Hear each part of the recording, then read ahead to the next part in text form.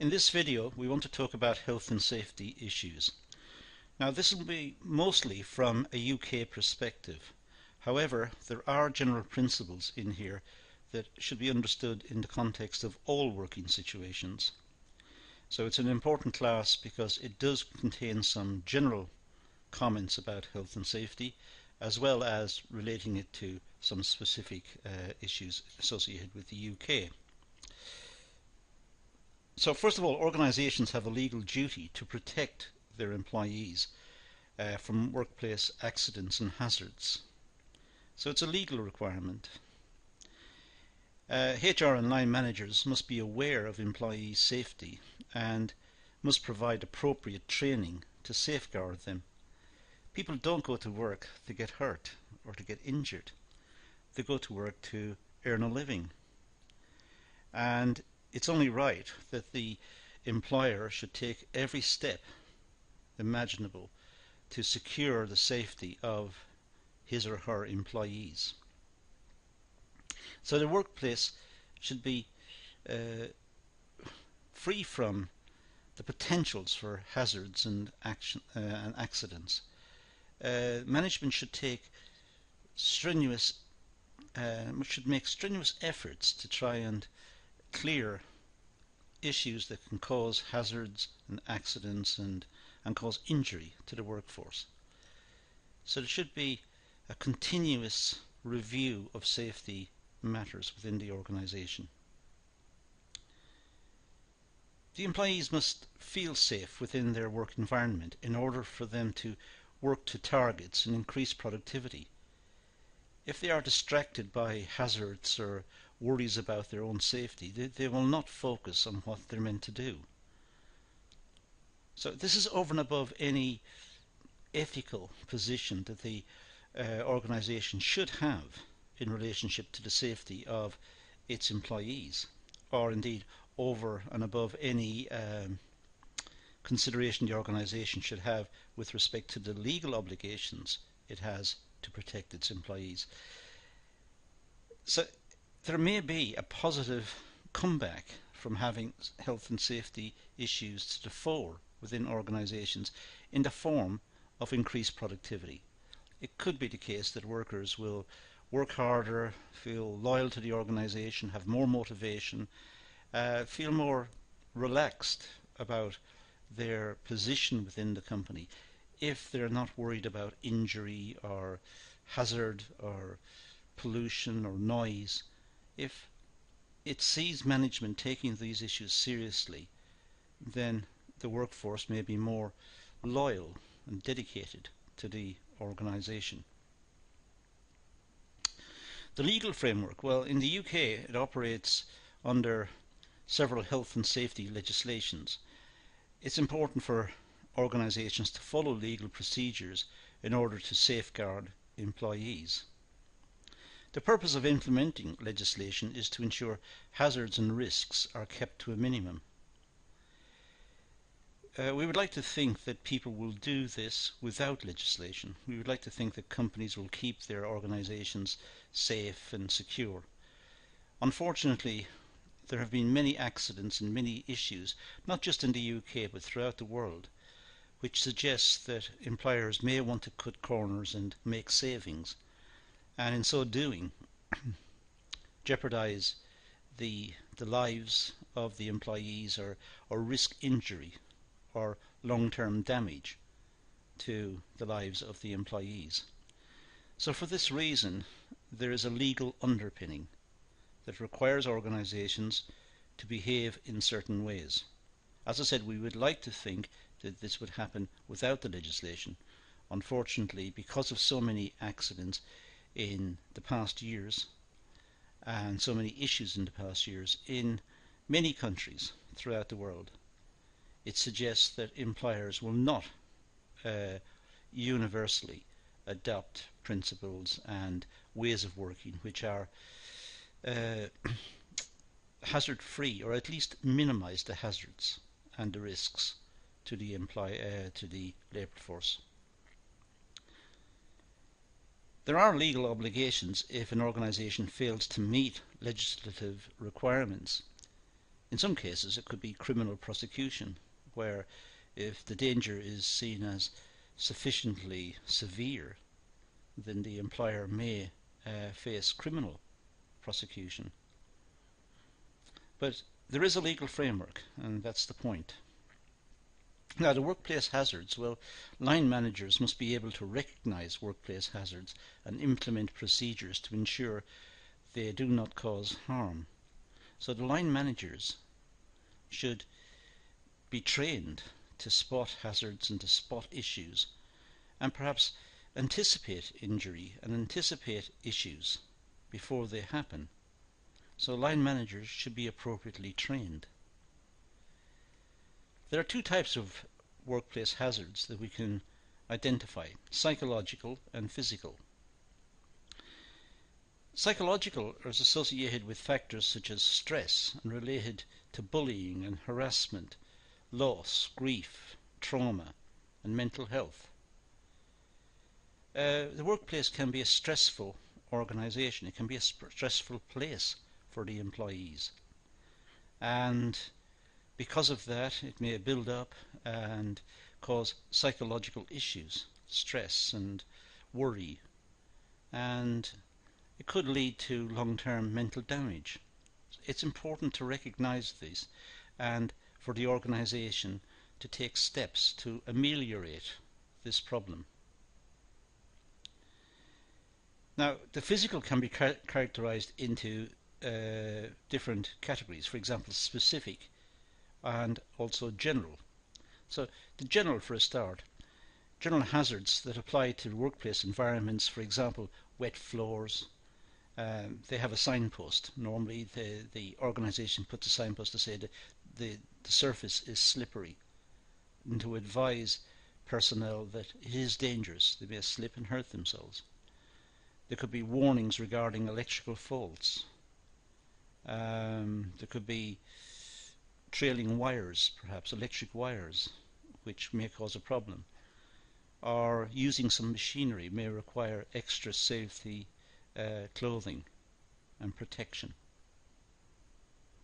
The more specific, some work environments will present additional working hazards over and above the general ones.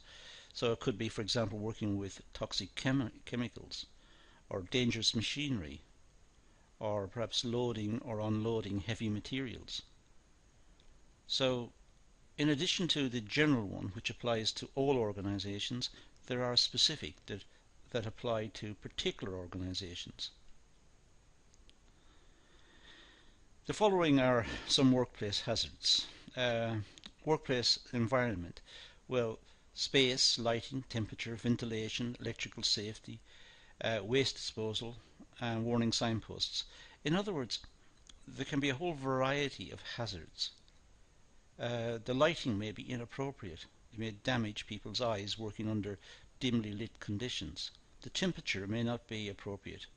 The temperature may be outside of what is tolerable for long-term exposure. The ventilation may not be good. The quality of the air in the building may not be good because it's not properly ventilated, and so on. These are workplace environment hazards.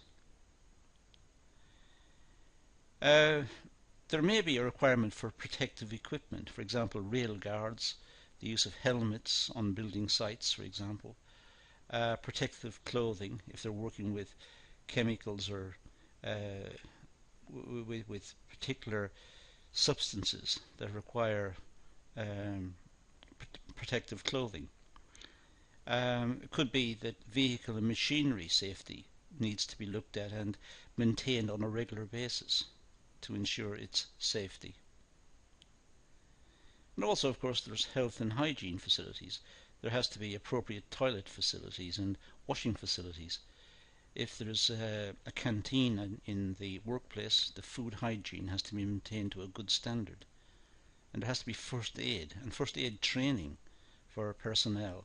Not just first aid equipment, but appropriate training, and there should be information for all the workforce to know where first aid facilities are available. And also looking at infection control to make sure that infections within the workplace are controlled. For example, if someone turns up to work with influenza or a bad cold, they may work perhaps in a different area, perhaps isolated from the other workers so they don't pass it on, or preferably be asked to return home and look after themselves. The following are some workplace hazards. Well, fire. Fire is a never-present problem in organisations, and there have been many examples of workplace fires that have been disastrous for the working population. So there should be every effort taken to prevent fires and to fireproof the working environment. So there should be extinguishers and fire blankets throughout the building. There should be good alarm systems and evacuation procedures and training on fire prevention. In the event of a fire, the workforce should know how to escape from the building, how to get out safely.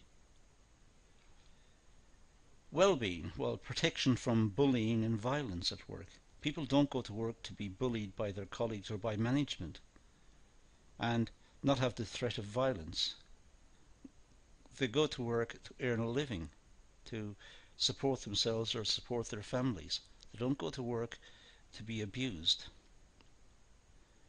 There should also be some effort to look at the workload that's placed on the workers to make sure that it's not inordinate, that it's a reasonable amount, and that the person is not brought under stress to try and complete large amounts of work which is not reasonable.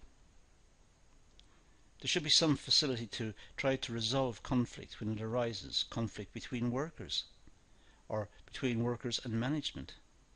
There should be some way of reconciling it and resolving the issue.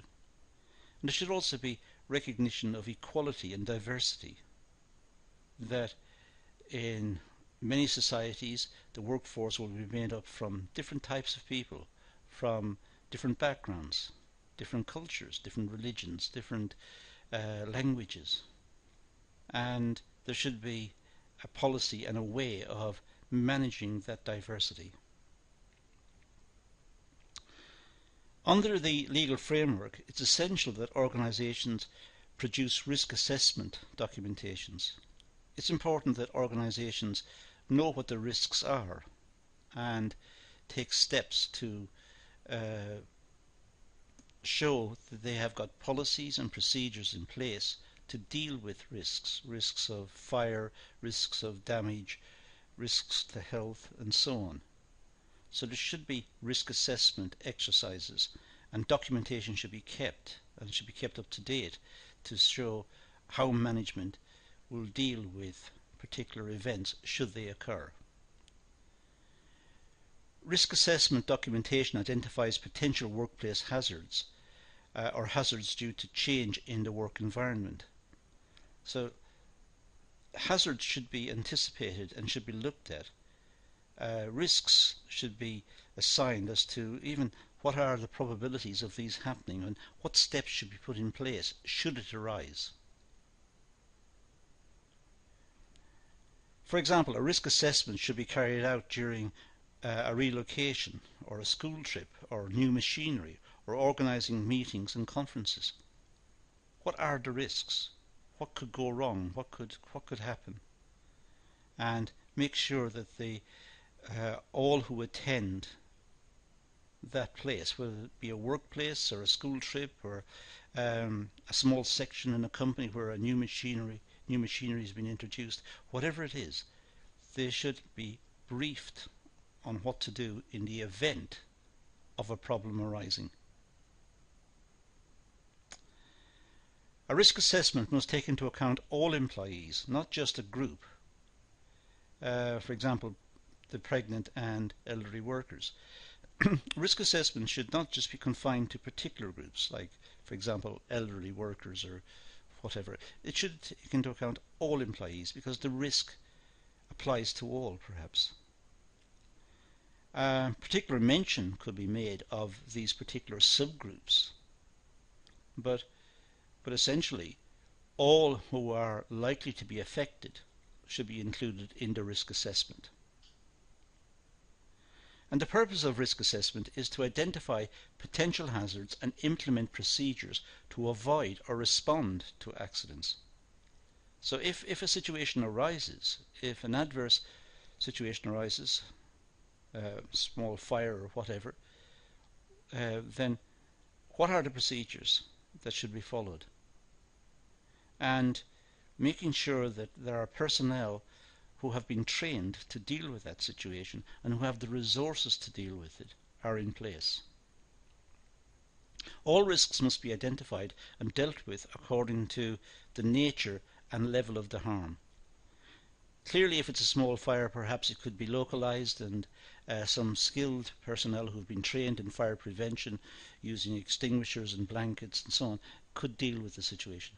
But if it's a large outbreak, then it is dangerous for any staff to confront that situation, and it needs expert attention from fire brigades and from the outside authorities. The priority of the management in that case is to safely evacuate all members of staff, all employees, and make sure that they have been briefed in advance as to evacuation procedures. They know how to leave the building in an orderly fashion. They know the safe routes and the assembly points where they can meet and be checked. Risk assessment should be on an ongoing activity and an important part of risk management. So risk assessment is not a one-off exercise. It's something that should be done on a regular basis, and it should be integrated into the works calendar. That risk assessment should be carried out on a frequent basis, every month perhaps, or every 2 months, or whatever is appropriate. Organisations should continuously monitor and have a reassessment of potential workplace hazards. It's important that the organisation know what the hazards are and anticipate hazards arising in the future, and have contingency plans in place to deal with those hazards. So it's continuously monitoring and assessing and reassessing potential hazards. A risk management ensures that risks are kept to a minimum and always kept on the agenda.